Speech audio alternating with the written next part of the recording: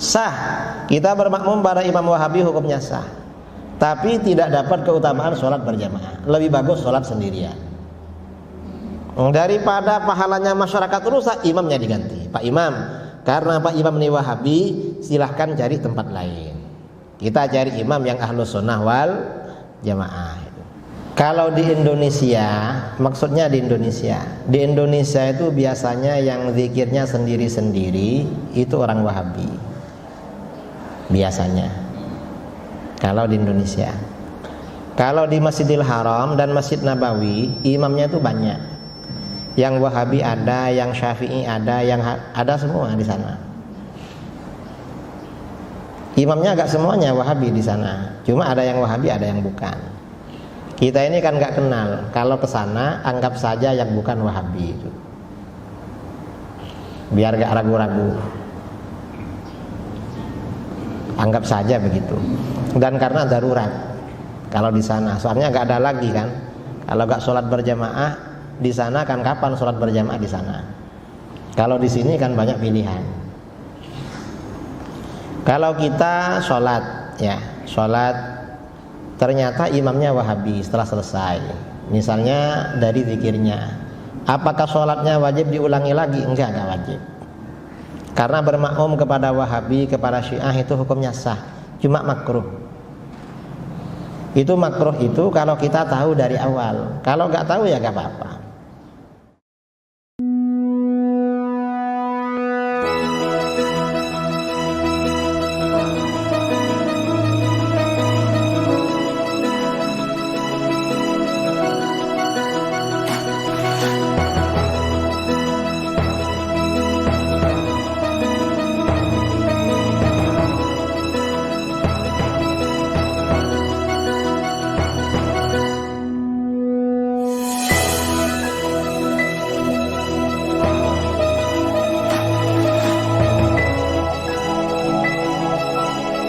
Assalamualaikum warahmatullahi wabarakatuh.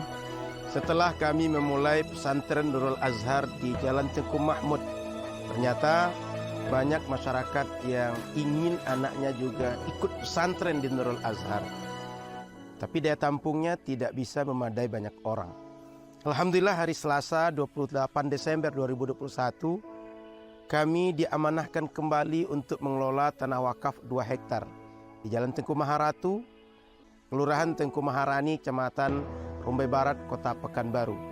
InsyaAllah tanah 2 hektar yang terhampar di belakang ini akan kita bangun pesantren Nurul Azhar 2, sehingga semakin banyak masyarakat yang bisa ditampung untuk belajar ilmu agama. Di sini mereka menghafal Quran, mereka belajar cara membaca kitab-kitab yang menjadi referensi ilmu Islam. Kita menyebutnya kitab kuning, dan mereka kita latih kemandirian, berjiwa sosial dan aktif dalam berdakwah di masyarakat.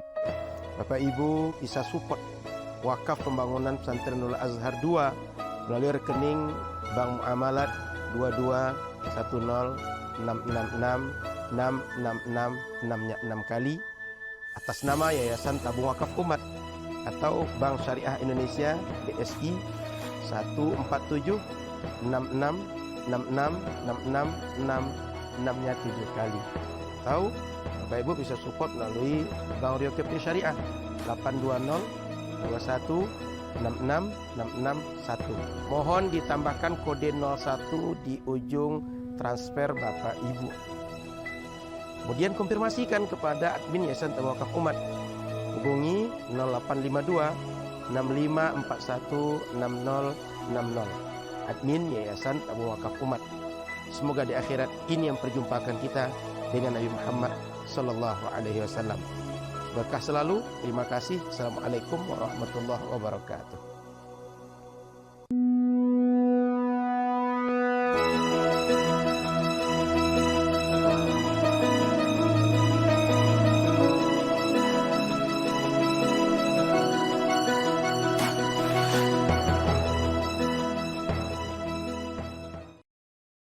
Saya ingin bertanya,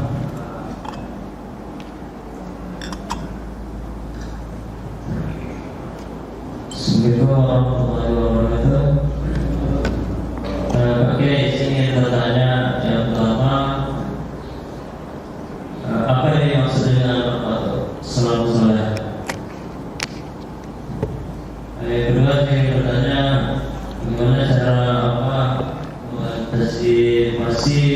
para bupati. Assalamualaikum warahmatullahi wabarakatuh. Salaf itu artinya salaf pertama ya, salaf. Salaf itu artinya generasi terdahulu. Jadi misalnya orang kemarin itu salaf dibandingkan sekarang. Orang tua kita salaf dibandingkan kita karena lebih dulu. Salaf itu artinya yang lebih dulu. Cuma kalau yang dimaksud salafus soleh seperti yang dibicarakan, salafus soleh itu, salaf itu artinya 3 generasi pertama dalam Islam. Sejak masa Rasulullah SAW sampai tahun 300 Hijriyah itu namanya generasi salaf. Kalau yang soleh berarti generasi salaf yang soleh. Yang soleh itu maksudnya yang ahlus sunnah wal jamaah, dan itu mayoritas salaf. Yang tidak soleh itu salaf tapi yang bukan ahlus sunnah wal jamaah, dan itu minoritas. Yang kita ikuti ini memang generasi awal ya, generasi 3 abad pertama di dalam Islam yang soleh, yang ahlus sunnah wal jamaah, itu yang kita ikuti. Yang kedua, sekarang ini kan banyak aliran-aliran berkembang di luar ahlus sunnah wal jamaah. Gimana caranya mengantisipasi agar kita tidak terpengaruh, tidak larut terikut dengan itu? Sabda Rasulullah SAW, takunu fitanun yumsir rajulu mu'minan wa yusbihu kafiran. Akan ada fitnah-fitnah. Fitnah-fitnah ini maksudnya fitnah aliran-aliran sesat, di mana sebab fitnah ini seseorang yang sore-sore itu beriman, besok paginya menjadi kafir. Sore-sore itu ahlus sunnah, besok paginya menjadi sesat. Maksudnya begitu kata para ulama. Gimana cara selamat? Illa man ahyahullahu bil ilmi. Kecuali yang selamat dari fitnah-fitnah itu adalah orang-orang yang dihidupkan oleh Allah dengan ilmu pengetahuan agama. Kalau orang itu hidup bersama ilmu pengetahuan agama, bersama para ulama, para asatid yang memang ahlus sunnah, insya Allah tidak akan terpengaruh. Dan ustadz-ustadz Wahabi di Duri, di Pekanbaru, di Kampar, itu kan sudah ketahuan. Masjid-masjid yang tata cara ibadahnya Wahabi itu ada juga kan di Duri. Kalau dulu semuanya kan seperti di sini, baca kunut, zikirnya nyaring. Sekarang ini dulu itu di Nusantara, di Indonesia, orang sholat subuh baca kunut, habis sholat baca zikir. Kan dulu, semuanya kan begitu dulu. Nah sekarang ini ada apa enggak di Duri yang enggak baca kunut? Kalau jadi imam ada, berarti itu Wahabi. Ada yang setelah sholat enggak baca zikir, imamnya menghadap ke jamaah, bibirnya gerak-gerak, enggak dengar apa yang dia baca. Ada. Hati-hati, jangan-jangan itu Wahabi. Nah ini Wahabi, nah pergi, jangan ada di situ. Tapi kalau jamaahnya yang ramai sama dengan kita, imamnya suruh pergi, ganti aja imamnya, ganti. Mengapa? Karena kalau imamnya Wahabi, ini berjamaahnya makruh, gak dapat keutamaan berjamaah. Lebih bagus sholat sendirian masih sah. Kita bermakmum pada imam Wahabi hukumnya sah, tapi tidak dapat keutamaan sholat berjamaah. Lebih bagus sholat sendirian. Daripada pahalanya masyarakat rusak, imamnya diganti. Pak Imam, karena Pak Imam ini Wahabi, silahkan cari tempat lain. Kita cari imam yang ahlus sunnah wal jamaah. Jadi itu, ada lagi.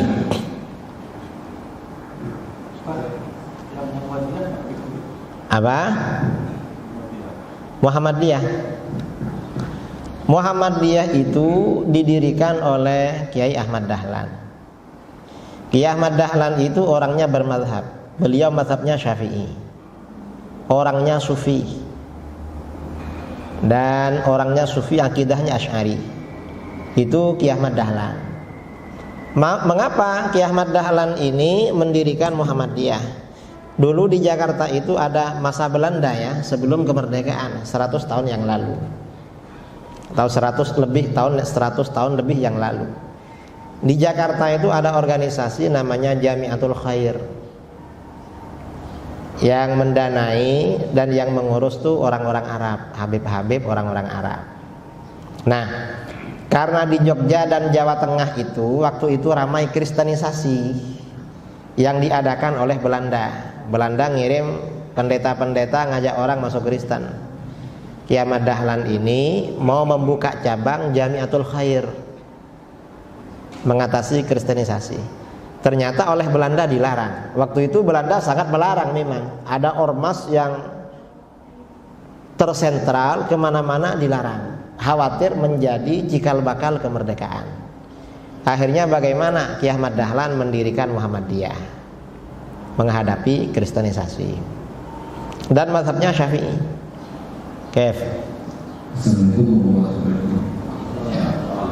Yang ingin saya tanyakan bila kita sholat sendiri ya, ternyata kita lupa untuk membaca kunut. Itu apa harus dicapai atau mengulang lagi atau bagaimana? Dan yang kedua, pada mazhab Imam Syafi'i ini untuk wudu atau dengan istri kan tidak apa boleh tanpa hambatan seperti ya. Kalau kita sholat subuh sendirian lalu lupa gak baca kunut, itu disunnahkan sujud sahwi sebelum salam. Kalau sudah salam gak usah. Yang kedua mazhab Syafi'i, wudhunya kan kalau nyentuh perempuan kan batal. Kalau kita misalnya boncengan sama istrimu ke masjid lalu kena sentuh, maka bagaimana? Ya batal. Kalau enggak lah, saya ikut yang enggak batal, enggak boleh itu. Boleh itu kalau cara wudhunya ikut yang tidak batal. Karena antar mazhab itu ya, di satu sisi berat, di satu sisi ringan. Mazhab yang lain juga begitu. Mazhab Syafi'i ini soal batalnya kan berat, sentuh perempuan. Kalau mazhab Hanafi, tertawa terbahak-bahak itu batal. Terus muntah batal mazhab Hanafi, tapi nyentuh perempuan gak batal. Tapi kalau orang berwudu ikut Hanafi, kalau kita ketika basuh kepala, rambut kan cukup sehelai rambut kan bisa. Kalau Hanafi minimal seperempat itu rambutnya. Jadi kalau ingin gak batal karena mau menuntun istrinya, misalnya mau dibawa kemana takut hilang ya, istrinya takut tertinggal atau apa, niat ikut Hanafi waktu wudu. Jadi waktu usap kepala yang banyak lah, minimal seperempat. Pegang dah istrinya kalau kemana. Udah batal, ikut itu juga. Jangan ikut batalnya aja. Kalau ikut batalnya aja nggak diakui sama Imam Hanafi. Imam Hanafi besok di akhirat, kenapa saat sholat saya gak sah? Saya kan batalnya wudhu ikut sambian. Nanti kata Imam Hanafi, kamu cara wudhunya gak ikut saya, katanya. Nggak diakui. Memang ini kalau ada di sini enak. Yang susah itu kalau ikut Hanafi, kalau ikut Syafi'i waktu tawaf. Karena waktu tawaf itu kan berdesak-desakan kan, waktu di tanah suci. Apalagi orang Indonesia ini kan badannya kecil-kecil. Biasanya orang perempuan India, orang perempuan mana yang tinggi-tinggi itu, tangannya kena muka itu. Saya ini pernah ya, waktu tawaf mau pulang, saya ikut mazhab Syafi'i. Saya tawaf di atas tuh lantai 2. Lantai 2 itu kan kosong kan. Saya tawaf di situ. Saya sendirian. Kalau ada kerumunan orang menghindar. Saya Syafi'i ini. Saya tangan nih saya pegang memang, saya gini. Jadi gak begini, takut kena orang. Sambil baca zikir. Kira-kira finish kurang 50 meter. Kosong saudara, saya ada di pinggir, di sini kosong. Ada orang perempuan India. Lari-lari itu. Larinya lebih cepat dari saya. Perempuan. Itu di sana itu sudah kosong, menghampiri saya, tangannya menampar tangan saya. Apa saya ini kelihatan manis atau gimana gitu kok. Mungkin orang Indonesia itu kelihatan manis ya, dihampiri sama mereka itu. Ini ganggu ini. Orang sudah ikut mazhab Syafi'i malah dihampiri. Repot memang. Jadi kalau keluar itu jangan sombong itu. Syafi'i jangan, batal sungguh itu. Harus tawadhu memang. Udah ikut yang murah-murah di sini nih. Ikut Imam Hanafi lah, sama-sama ulama salaf. Harus begitu. Enggak selesai-selesai tawafnya itu. Wallahu a'lam. Ada lagi?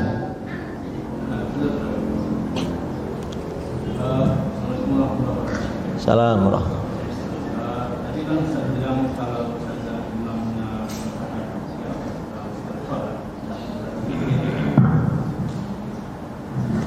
kalau bisa para makmumnya jamaahnya diulang lagi atau nggak bagus. Bagaimana kalau kita sholat di haram itu atau di Muhammadiyah yang ada bukan sholat seperti itu? Apakah kita banyak loh orang yang pergi ke Mekah sholatnya tidak cuma hanya dapat pahala jamaah. Karena di Mekah dan di Masjid Nabawi tiada zikir setelah sholat jamaah. Kalau di Indonesia, maksudnya di Indonesia itu biasanya yang zikirnya sendiri-sendiri itu orang Wahabi. Biasanya. Kalau di Indonesia. Kalau di Masjidil Haram dan Masjid Nabawi, imamnya itu banyak. Yang Wahabi ada, yang Syafi'i ada, yang ada semua di sana. Imamnya agak semuanya Wahabi di sana. Cuma ada yang Wahabi, ada yang bukan.